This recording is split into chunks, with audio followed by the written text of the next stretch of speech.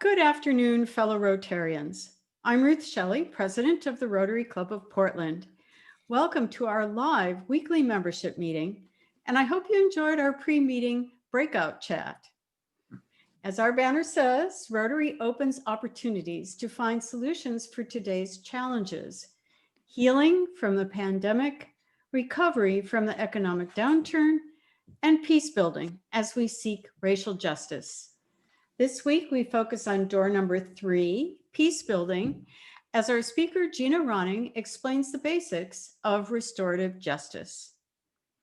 But first, let's welcome Rotarian Jim Flood for our reflection. Jim?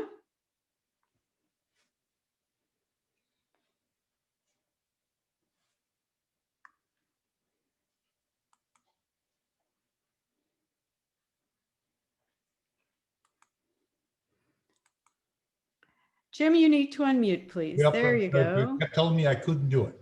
I'm happy to be here. I'm down in Florida with Candace, and therefore I will make this one a very short one. Candace actually gave it to me, and it's kind of interesting.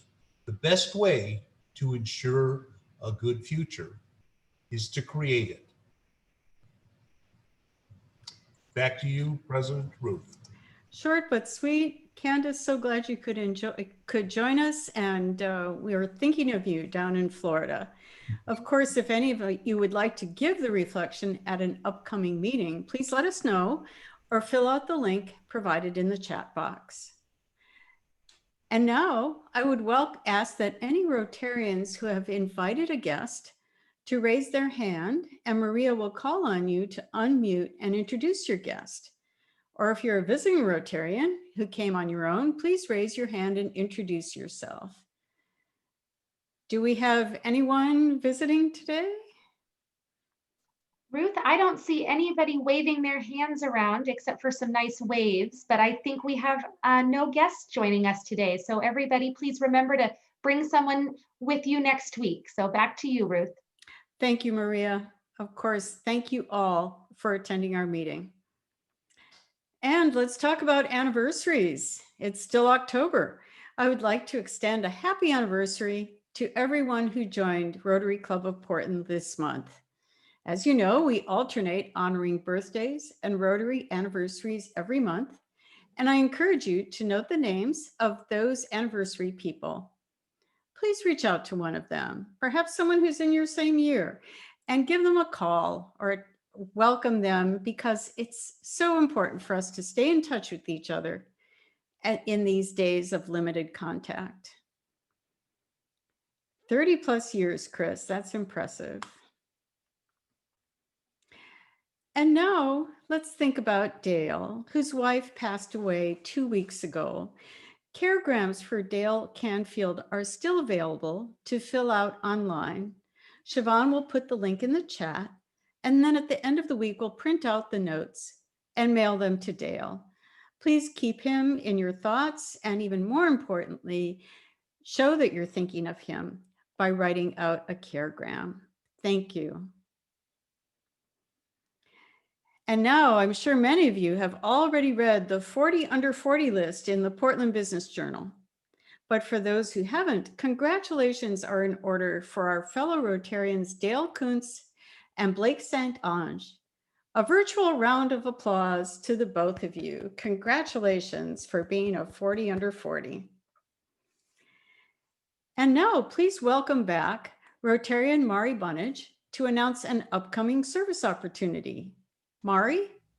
Thank you, President Ruth. As Maria was saying earlier today, inviting our friends and colleagues to come and join in Rotary and experience it is very important. And hopefully you all remember that Rotary Week of Service is going to be happening next week. So with that, on the first day, we have Rotary Day. And one of the great opportunities that we have for that day is to invite somebody to join our Tuesday weekly meeting. So get thinking now of who you want to invite to be a part of that. We will have an email going out in the next couple of days that will kind of outline these different days and some of the opportunities and how you can take part. which, by the main thing, is to join our Facebook group if you haven't already. If you are a part of that already, join the Facebook event for Week of Service, and that's where we can send you more updates and lots of links and fun, easy ways for you to engage while we're all socially distant right now. And Siobhan's just put that link in the chat, so please come and join me and your fellow Rotarians in giving back to our communities next week with our Week of Service. Thank you, Ruth. Thank you, Mari. What a great week. And next week is also this is the last week to sign up for this season's virtual business exchange next Tuesday on October 27th. So it's a big week. The hosts this year for our business exchange are Brandon Sackett with Landscape East and West, Carol Salter with Easter Seals of Oregon, Dan Bramsky with EMA Architects, and Maria Schell with Oregon State University. Siobhan has added the link in the chat to sign up. Now you'll come to this Zoom address, but then your breakout group will go to that particular business. So we're eager to know in advance where you would like to land. Please sign up today, otherwise we'll just sort of put you randomly in one of those businesses. And now October's Committee of the Month is our Domestic Violence Solutions Committee. Please welcome Henry Lesueur to talk about the committee. Henry? Thanks, President Ruth. Good afternoon, everyone. My name is Henry Lesueur, and I am both a member of the U40 committee and also the Domestic Violence Subcommittee. So I wanted to tell you a little bit about what the subcommittee does. We provide support for domestic violence shelters in Portland and Call to Safety, which is formerly called the Women's Crisis Line. It is now called Call to Safety to reflect the fact that domestic violence can be experienced by anyone, and it's not unique to women. So the organizations that we support include Bradley Angle, who has an enormous impact on domestic violence within the Portland metro area. Every year, Bradley Angle supports 800 plus survivors of domestic violence living in the Portland metro area. Recently, they held a school drive to get supplies for the 55 plus children of survivors who need school supplies for the school year. And coming up, they're going to be doing a renovation of their basement to build a new youth area.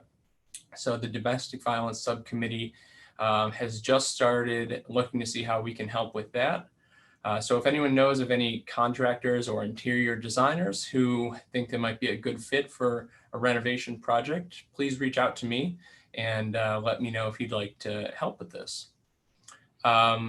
Regularly, the Domestic Violence Subcommittee does a pizza drive where our chair, Barb, and her husband, Ed, cook a lot of pizzas in their driveway, and we deliver them to shelters around Portland.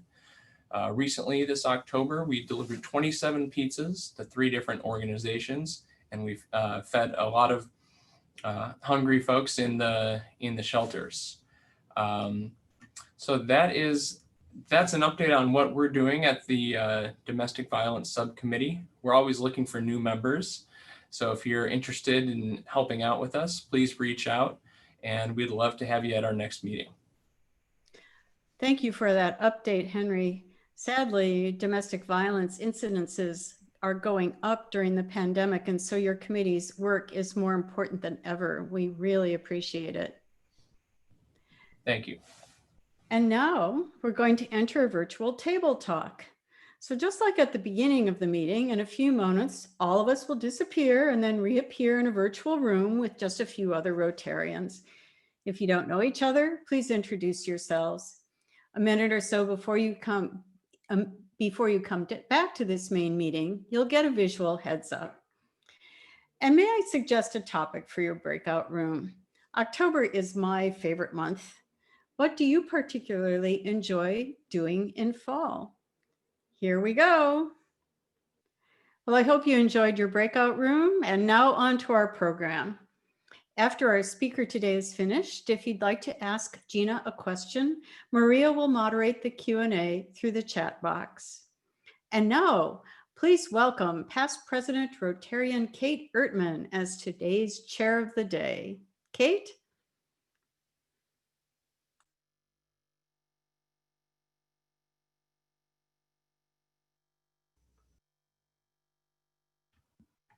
There we go. Hello, everybody. Hello, fellow Rotarians. Good to see all of you here today. I get to introduce our speaker, and my introduction of her is to simply share how deeply her education and her working knowledge underline her expertise on her topic for today, which is restorative justice. Gina Ronning is a restorative justice educator and facilitator. She is currently the program director for the Insight Development Group, a restorative justice education program serving those housed at the Oregon State Correctional Institution since 2010. She is also a gender responsive facilitator for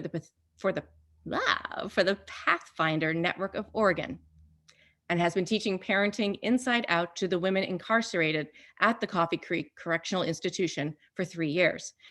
Mrs. Ronning currently holds a Master of Science in Conflict Resolution from Portland State University and is currently completing her PhD in Transformative Psychology at Saybrook University in California. Her doctoral thesis explores the moral and transformative dimensions of restorative justice capacity building within prison learning environments. Wow, please join me in welcoming Gina Ronning.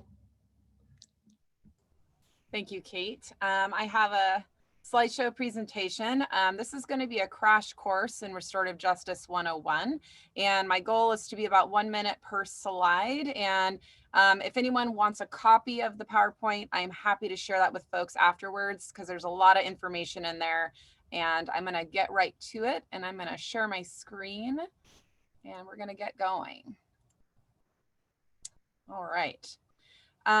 Restorative Justice 101. So when people often hear the phrase restorative justice, there's a lot of confusion sometimes around what this is. And I would say if there was one takeaway today that I would like folks to walk away with, it's that restorative justice is not a single practice or policy. It is a philosophy of doing justice. And so my goal with this sort of presentation is just to sort of identify some of the basics for you, some of the key principles and values of restorative justice, and some examples in the way that restorative justice is happening also locally as well as nationally. All right. So I'm gonna get going here. Let's see, restorative justice principles. So one of the key things that we want to understand about restorative justice is that restorative justice centers around relationships. It's really about understanding the way in which harm and crime impacts people, not just the state or laws that are violated. So key justice principles are crime is an offense against human relationships, which is a little bit different than how we tend to view crime and harm when we tend to think of it as rule breaking or law breaking. So this really asks us to look at crime and harm in an entirely different lens. Victims and community are central to the justice process. So the idea is that those who are most impacted by harm and crime are those that have the most to gain by being a part of the process. The first priority of justice process is to assist victims. And I'm going to talk a little bit about that in a moment, about sort of why restorative justice emerged. But ultimately, restorative justice is a call to help raise the voices of victims who are often lost in justice processes. And also oftentimes the state takes the voice of victims. The second priority is to restore the community to the highest degree possible. So with this in mind, it's the idea that we're moving away from this notion that crime is simply perpetuated by an individual and that individualism and individual behavior are the only ones impacted by crime. The idea is that we as human beings live in relationship and we live in community. And when a harm or a crime occurs, not just the victim, direct victim and offender are affected, but there are ripples that go out into the community and the world around us, and others are impacted as well. And so it's important to look at the different types of impacts crime and harm has on communities as well, and to sort of widen that stakeholder circle to sort of involve voices that are most impacted by crime. The offender has a personal responsibility to victims and to the community for crimes committed. And we're going to talk about this in another slide, but the notion around this is this idea of what's called active accountability. Currently, the justice system operates from what we would call passive accountability. In other words, an offender does a crime, they sit back, they're judged, they're punished. They have actually very little active role or even responsibility in repairing the harms that they have created. Restorative justice looks at accountability through a more active lens and calls offenders and those who have created harms to actually participate in the justice process to repair. Stakeholders share responsibilities for restorative justice through partnerships for action. So in other words, the problem of crime is a collective one. Again, we're moving away from this idea that crime starts alone with the individual and instead is something that we as a community have to work with together, right? And looking at the root causes of crime. Number 7, the offender will develop improved competency and understandings as a result of the restorative justice experience. And so, in other words, oftentimes when incarceration is our sole tool in dealing with offenders or crime, the problem is that offenders don't magically necessarily understand the impacts that their crime has had on their victims or on their communities. In fact, the justice system very intentionally separates offenders from victims so that this dialogue and communication can't actually happen. And so one of the areas of my work that I'm particularly interested in and has actually spurred my work in my dissertation is this idea of moral development and sort of looking at how is it that people that are incarcerated or are involved in the justice system have transformative experiences where they begin to build empathy and to have a deeper understanding of what has occurred. And what I have come in my personal 10 years of working within the prison environment is that incarceration alone does not magically bring about moral reasoning, but there are very specific types of opportunities and educational experiences and transformative opportunities that actually need to occur in order for that moral development and for that deeper understanding to happen. Again, this is just sort of a summary, but with restorative justice, again, crime is a violation of interpersonal relationships, right? So we're really interested from a restorative perspective, the way crime and harm doing impacts real people and their lives, not just what laws were violated, right? This is really, really key because when we talk about restorative solutions or when we talk about reparations, the solutions to crime doing and harm doing are rooted in this idea of communities of care. Violations create obligations and liabilities. So again, with crime and harm doing, whether it's small sort of interpersonal crimes to large conflicts, the idea is that when harm has occurred, an obligation arises due to needs, right? Someone's hurt, there needs to be a repair. Whose obligation is it to repair those harms? Restorative justice takes a closer look at that question and tries to figure out who within the community is obligated to make repair. Restorative justice seeks to heal and make things right. I think this is probably one of the largest sort of defining characteristics of restorative justice as it compares to our traditional system, which is that the justice system doesn't actually actively seek to repair harm. It seeks to met out justice and to met out punishment to sort of figure out, right, which laws were violated, what punishment is deserved. But when it comes to the aftermath of crime or harm doing, there isn't necessarily a lot that is intentionally put into place to actively help victims and communities meet needs in the aftermath of crime.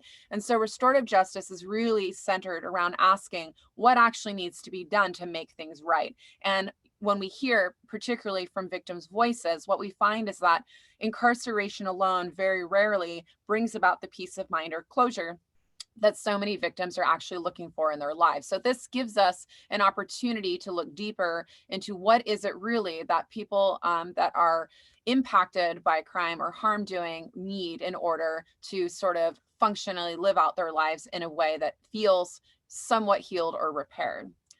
And this idea, again, that justice process belongs to the community, that we as a democracy in particular have put in a place of justice, a system of justice to hopefully bring about this sense of moral rightness, right, within our neighborhoods and our communities. And it really begs the question, though, who is our community?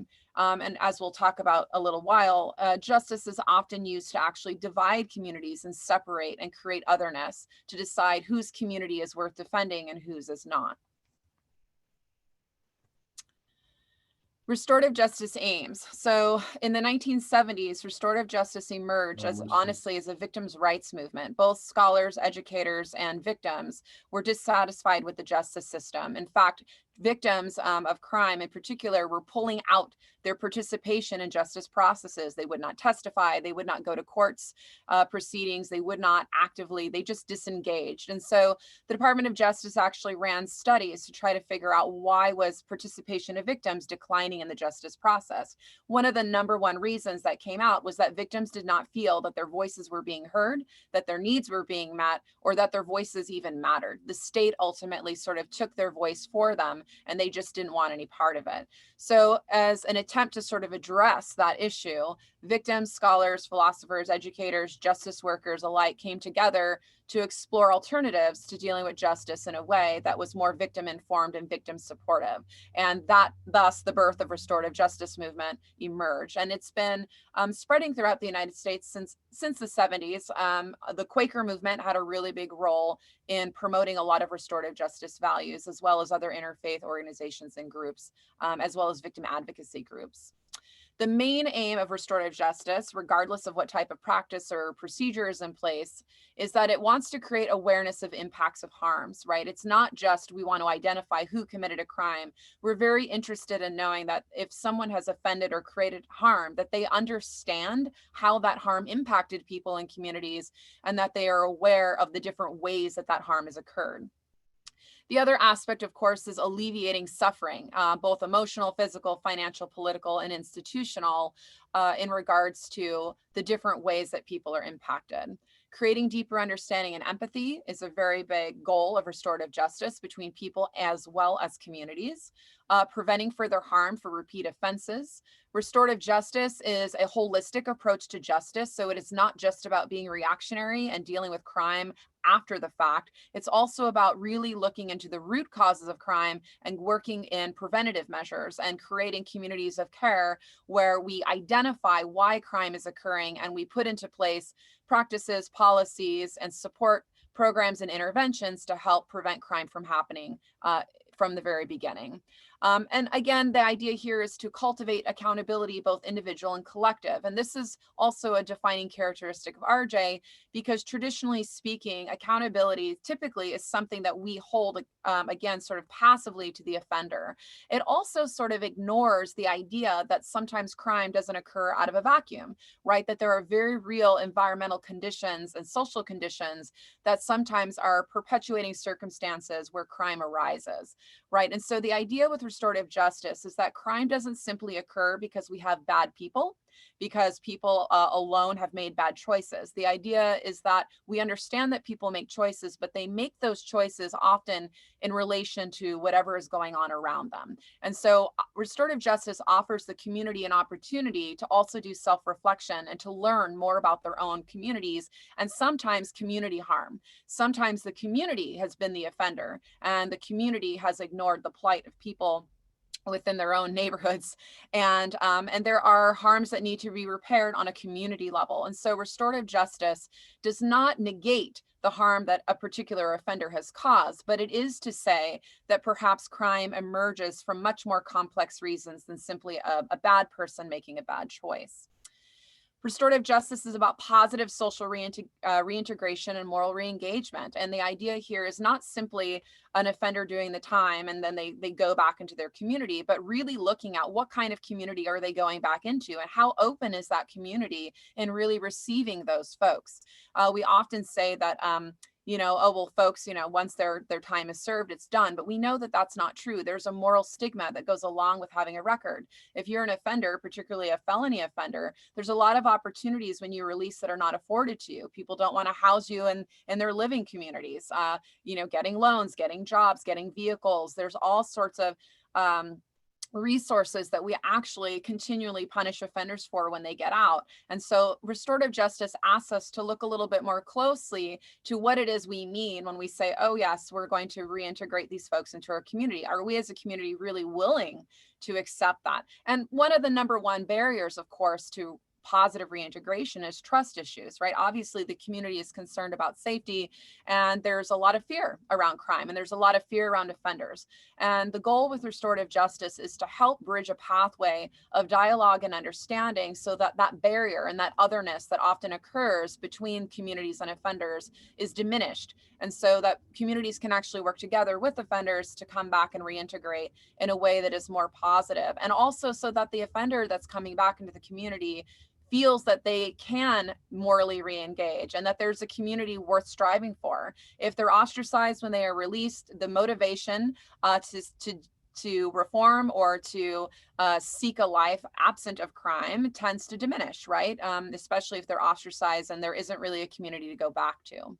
And additionally, restorative justice calls us to look at communities of otherness, looking at systemic oppression and racism, and looking at how crime in particular has been a way to further the aims of white supremacy and other forms of oppression against poorer classes, people of color, and women. And so restorative justice is also a paradigm of justice that calls into question some of the norms that we have associated with our understanding of the criminal demographic. Policy and structural changes are also important with restorative justice, right? So it's not just enough to work with the offender and hopefully create positive interventions so that individual can find healing and find a better life so they do not reoffend, but it's also that we are not as a community repeating the same problems on a social level that ultimately created that crime in the first place. Restorative justice, and when we compare and contrast our traditional justice system with that of restorative justice, what we can see is just simply an entirely different set of questions. Our conventional justice system asks what laws have been broken, who is to blame for those laws being broken, and what punishment do they deserve. Restorative justice asks who has been harmed, what are the root causes, what needs to be repaired, and whose obligations are these.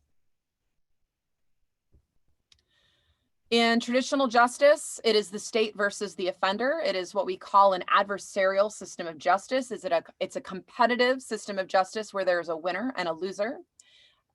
We do not separate the behavior from the offender. So typically the offenders are looked as being unredeemable, sort of morally and inherently flawed, and that their behavior is solely due to bad choices or poor moral reasoning. Laws define the victim's needs and outcomes. So whatever the victims need, the law has already decided in advance what that victim needs.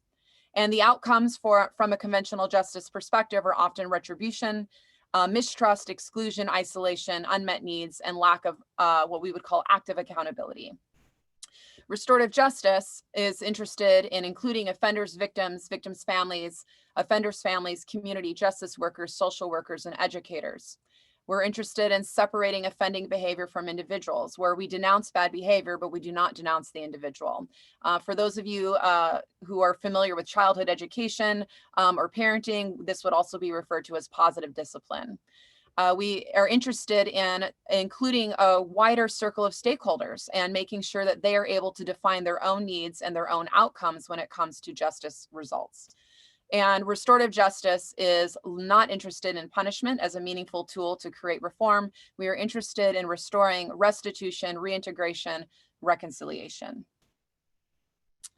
Our stakeholders are going to include offenders, communities, victims, families, offenders' families, justice workers, first responders. You know, the idea sometimes people, when they think about restorative justice, they think that we're saying that all elements of our current system are to be abolished. And I would argue that restorative justice is not inherently an abolition movement. It is a reform movement.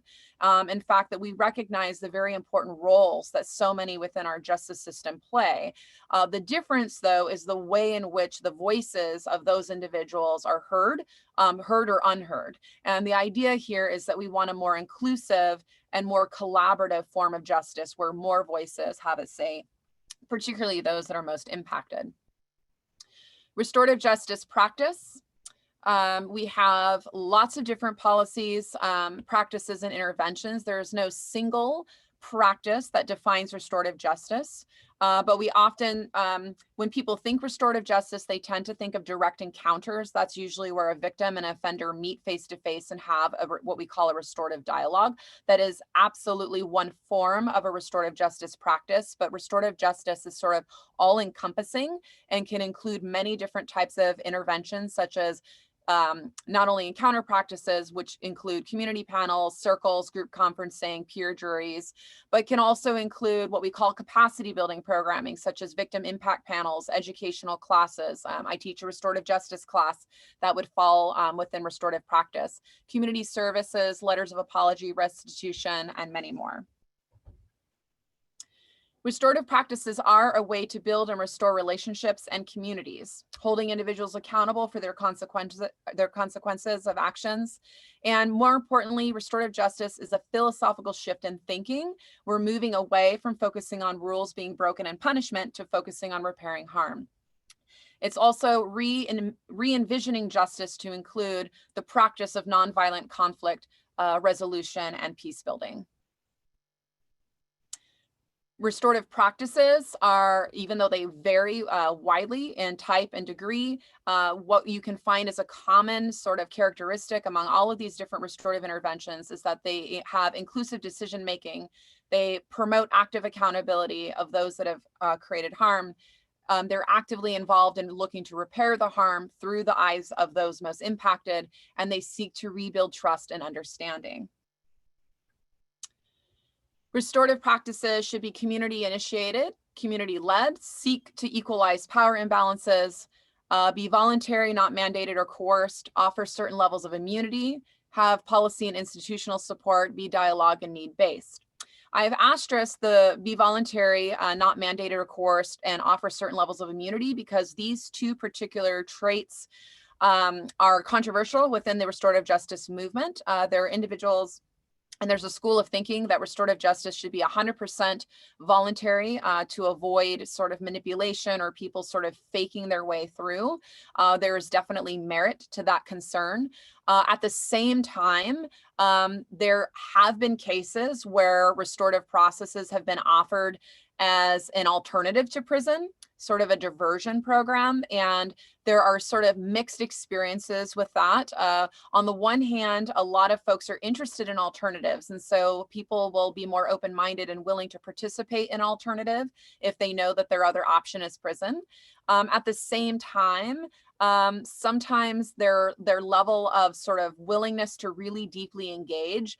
Sometimes folks think that restorative justice is going to be sort of the easy A, not realizing how much work and truth telling is really involved in a restorative process. And so sometimes people that are forced or mandated, it can backfire later when they're not really ready or equipped to engage in that kind of process. So I leave those sort of up to you to kind of explore on your own. I think there are pros and cons to both of these strategies. Not an easy answer to figure out. Restorative practices most definitely should include as many of the relevant stakeholders as possible and have a follow through. So when people are doing restorative reparation plans, restitution plans, it's important that we follow through and make sure that those are actually happening.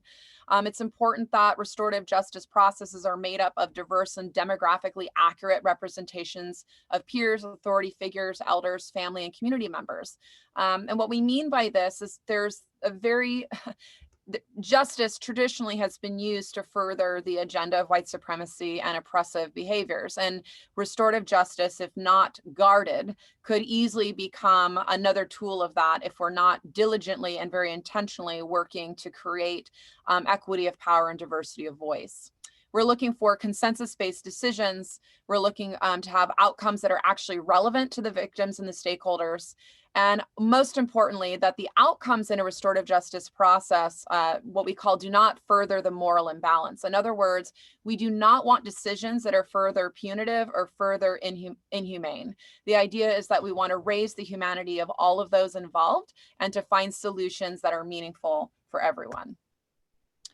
I'm not going to read all of this in detail, but the idea here is that, again, restorative justice is all encompassing. There are numerous programs and interventions that fall under the umbrella of restorative justice. And one of the best ways to sort of understand these programs and how restorative they really are is sort of envisioning this as falling on a continuum. And that, you know, sometimes by circumstance, by environment, there are limitations, whether they're limitations by law, resources. Not every program or intervention can be fully restorative, and that's okay. What we're really sort of guarding against, though, are sort of what we might call restorative malpractice. And so what we're really looking for as an effective restorative intervention is we're looking the degree of engagement of the individuals involved. How collaborative is it? How many voices are really being included? What does accountability look like in that intervention, right? Again, we're looking for active accountability, not passive. And also restoration. To what degree is this intervention able to repair harm, and what does that look like? And so the degree of, you know, how restorative a particular intervention is going to sort of depend on the different ways in which those programs are engaging with these three principles, right? And the idea here is that it's not always possible for restorative justice to meet the ideal.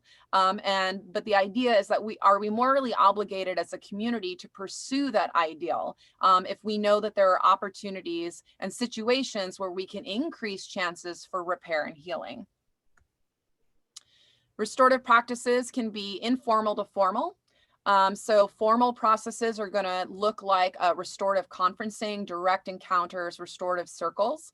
In the less formal side would be something like a victim's impact statement in a court hearing, for example, where the victims stand up before the judge or before the offender and share with them in a sort of formalized statement how they were personally impacted by a crime.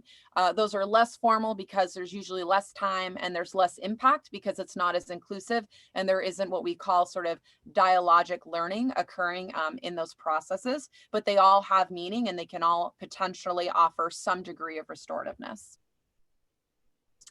Restorative practice examples, again, just going back to this idea of imagining restorative justice as being an all-encompassing way of engaging with justice. And so you're going to see things like family and early childhood interventions, school-based programs, right? So alternatives to suspension and detention, we're going to be looking at teaching conflict resolution in the schools, diversion programs, right? So instead of prison or incarceration, we're looking at alternative ways to address the root causes of offending and helping those individuals find different ways of being held accountable.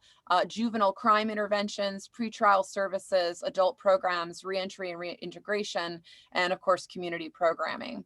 Some of these interventions might look like mentoring, skill building, education classes, direct referrals, treatment interventions, conferencing, of course, memorials, and also truth and reconciliation commissions.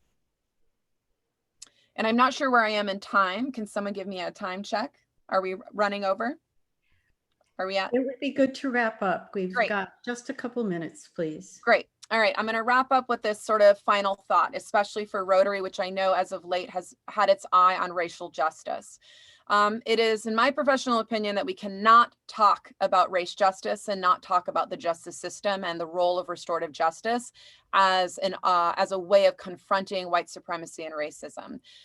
So what we need to understand as a collective is that mass incarceration has its roots in slavery and white supremacy. So mass incarceration began as an endeavor to capture the labor and bodies of newly freed slaves.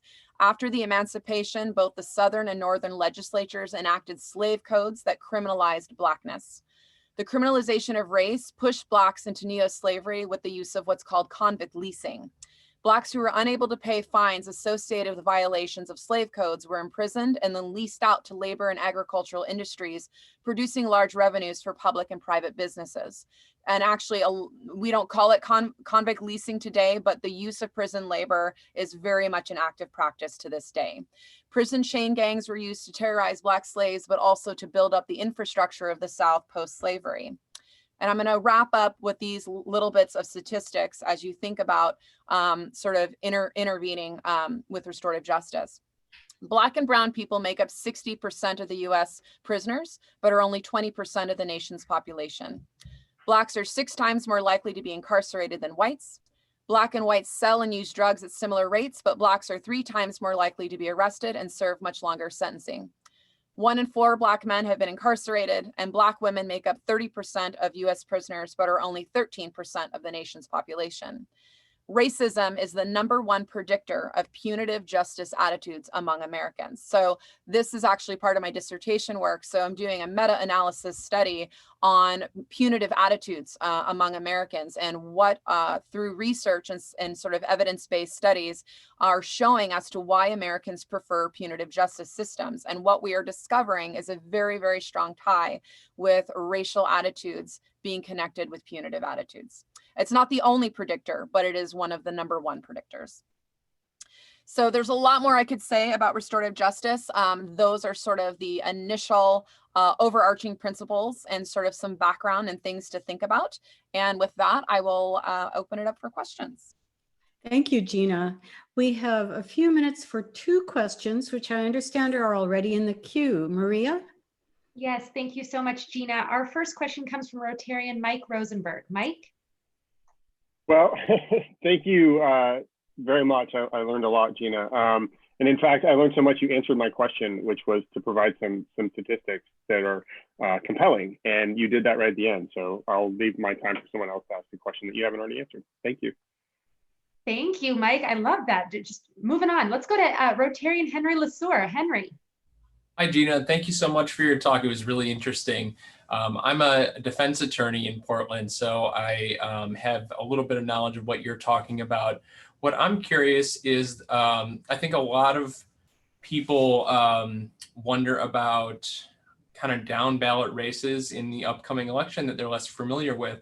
So my question is, what elected positions have influence in whether restorative justice policies are implemented? And if a Rotarian is wondering how they can vote for restorative justice principles, what races should they be looking at? Yeah, thank you.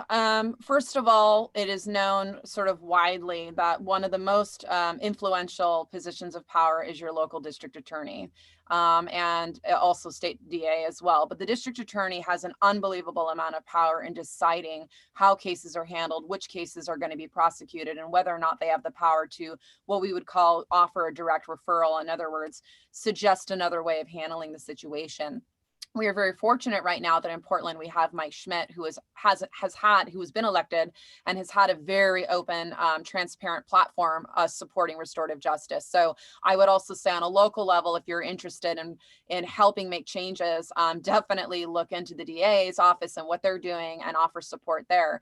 But I would also say that looking at, all politicians, what we know now is that there's actually a little bit of a divide between what we call public opinion about crime and what the policymakers are doing. And so on a sort of a layman's way of handling it, I would say pay very close attention to all positions of power, particularly those that are running on platforms that are openly talking about crime. Pay attention to the rhetoric around tough on crime laws, mandatory minimum sentencing. Pay very close attention to those that are interested in pursuing policies that would either further the retributive model of justice or whether or not people are interested in looking at reform. So obviously your state representatives, but also look at your judges. A lot of people don't look at judges. We think of judges as sort of being this neutral position. And while in an ideal world that would be true, it's simply not. And, even, with our recent ballot, sometimes we, in some cases, there's only one person running, but other times there's other judges running. Take a look at who they are, read their history, learn about their background, look at what they've supported, what they haven't supported. I would say that is a very critical role because at the end, when it comes to, for example, rolling back policies which have fundamentally changed our Constitution, judges are going to be the ones interpreting the rules and laws around whether or not reform is possible. Measure 11 is a really good example. Measure 11 was from my understanding, somewhat of a constitutional change. We cannot just repeal Measure 11, which is a mandatory minimum sentencing. It's actually one of the key policies that was created into Oregon history that has contributed to mass incarceration in the state of Oregon. The only way to really sort of repeal that back is to slowly kind of undermine it with other policies and reforms that don't really directly sort of touch that legislation. So it's important to look, I would say, I'm speaking more from a general perspective, but I would just say pay close attention to criminal justice platforms. And also, and to be quite frank, victims advocacy groups are not always restorative. Sometimes there is a sense of sort of tough on crime and retributive attitudes within those groups, often because their voices haven't been heard for a very long time. And there's a lot of fear there. And so I would encourage people to start having dialogues about justice pretty much anywhere you can. That's a great place to close. Gina, thank you so much. What an information-packed presentation. Next week is our virtual business exchange. Don't forget to sign up for one of the businesses through the link in the chat or on our website. And once again, this meeting will be next Tuesday live via Zoom at noon. Today, I want to thank our virtual guests, including Rotarians Tom Roth from the Beaverton Club and Ron Herring and Rick Chernijewski, I hope I didn't butcher that too badly, from Lake Oswego. We're so glad you joined us. Jim, thank you for your reflection. Candace, we're glad that you inspired it. Mari, we appreciate your invitation to the Week of Service. And Henry, thank you for your overview on the important Domestic Violence Solutions Committee. Kate, thank you for your introduction of our speaker. And Gina, thank you for a thought-provoking presentation. Thinking of our four-way test, it's clear that restorative justice is fair and beneficial to all concerned and builds goodwill and better friendships. Certainly something all Rotarians can get behind. As we enter into a new Rotary Week, please join me in opening the doors of opportunity for healing, recovery, and peace building. As Rotarians, we are here to make our world healthier, more sustainable, and with justice for all. Have a good week. This meeting is adjourned.